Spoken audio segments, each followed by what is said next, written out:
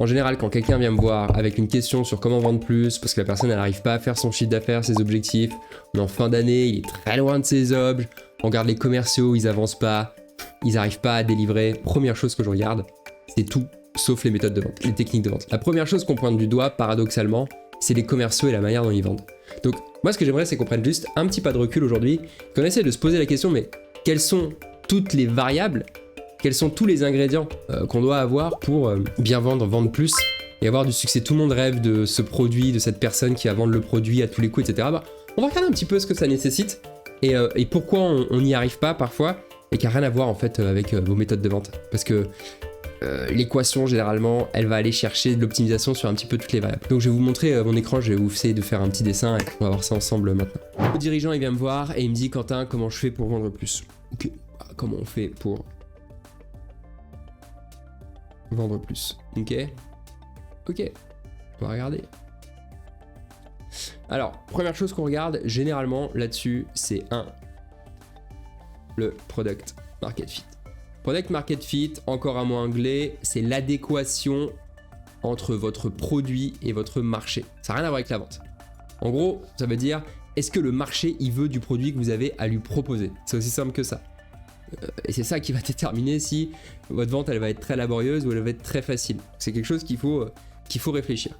Donc, il y a deux composantes dans le product market fit. La première composante, c'est votre produit. Vous pouvez bouger votre produit, rester sur le même marché pour essayer d'améliorer l'appétence marché.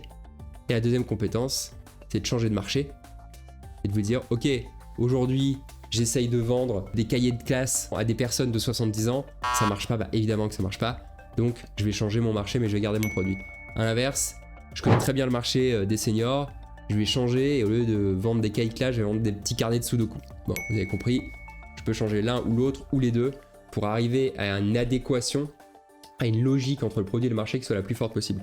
Peut-être ici, une petite subtilité, c'est que dans mon produit, je ne suis pas obligé de changer mon produit, je peux juste changer le message autour de mon produit, c'est-à-dire le prisme par lequel j'ai parlé de mon produit. Voilà. Donc ça, c'est important. Par exemple, quand je vends un téléphone portable, je peux dire que je vends un outil qui sert à communiquer avec ses amis, ou je peux vous dire je vends un outil de productivité pour les professionnels. C'est le même produit, mais l'angle sous lequel je le présente va avoir une influence sur la qualité de mon product market fit. Donc le mauvais exemple du product market fit, et là écoutez bien parce que c'est important, le mauvais exemple ici ça va être, vous le connaissez, vous l'adorez celui-là, j'en suis sûr. Produit, glace, le marché, je l'écris? Ouais, je l'écris. Les Esquimaux, ok? La glace aux Esquimaux, ça marche pas. Product market fit pourri. Les Esquimaux ils veulent pas de glace, il y en a partout autour d'eux. Bon, bon exemple.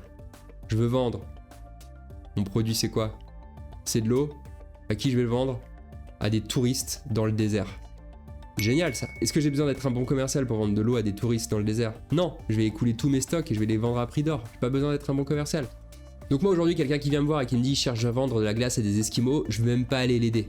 Parce que la friction pour vendre, elle va être tellement forte qu'il n'aura pas de résultat tout de suite, il va être frustré, il va croire que c'est parce que ses commerciaux ils sont pas bons. Donc là c'est non. La deuxième chose qui a rien à voir avec la vente et qui peut expliquer que votre chiffre d'affaires il décolle pas, en fait c'est les canaux d'acquisition que vous utilisez. Ok, est-ce que vous envoyez des emails? Est-ce que vous envoyez des SMS? Est-ce que vous faites de la pub? Par exemple, la télé. Par quel canal vous passez? Là c'est pareil, si vous essayez de vendre à des ados de 15 ans en écrivant des pubs dans Télérama, ça va pas marcher. Donc ici, surveillez vos canaux, parfois vous avez le bon message, la bonne cible, mais vous communiquez pas au bon endroit. Donc le mauvais exemple c'est je vends des monte-escaliers Stana et je publie des posts sur Snapchat. Allez Quentin, putain j'ai mis 10 000 € de budget dans Snapchat, il y a personne qui va acheter mon monte-escalier. Bah oui, t'as peut-être pas communiqué au bon endroit. Bon, le bon exemple c'est le logiciel pour les financiers, pour les fonctions financières, qui va publier sur un blog Excel. Voilà, tout le monde sait que la passion numéro 1 des financiers, c'est de passer des heures sur Excel à faire des formules très compliquées avec des fichiers illisibles et faire le jeu de la formule la plus longue possible pour faire planter son fichier. Donc faire de la pub sur un blog Excel, a priori, c'est pas trop une mauvaise idée pour ces gens-là. Donc ici, on a nos canaux.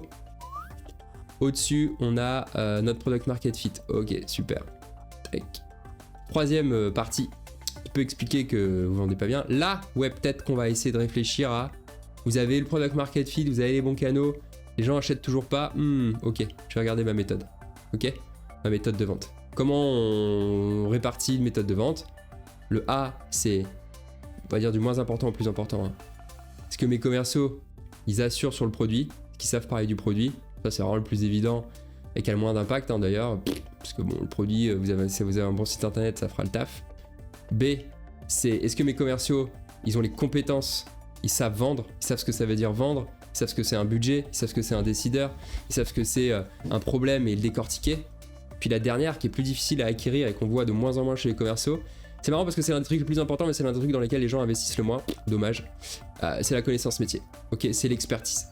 Donc ici, on va regarder peut-être, est-ce que les méthodes que je donne moi, en tant que dirigeant, en tant que directeur commercial, que je donne à mes commerciaux, c'est la bonne. Est-ce que je les ai bien formés au produit? Est-ce qu'ils savent vendre? Est-ce qu'ils connaissent leur étape de vente? Est-ce qu'ils suivent un bon processus de vente?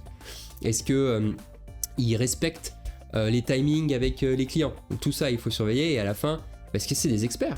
Est-ce qu'ils arrivent à gagner l'oreille du client, l'attention du client? Est-ce qu'ils arrivent à se faire respecter professionnellement par le client? Donc ça, je vais regarder. Numéro 3, ok. Bon, on retourne sur des sujets hors vente. Numéro 4, qu'est-ce que ça peut être?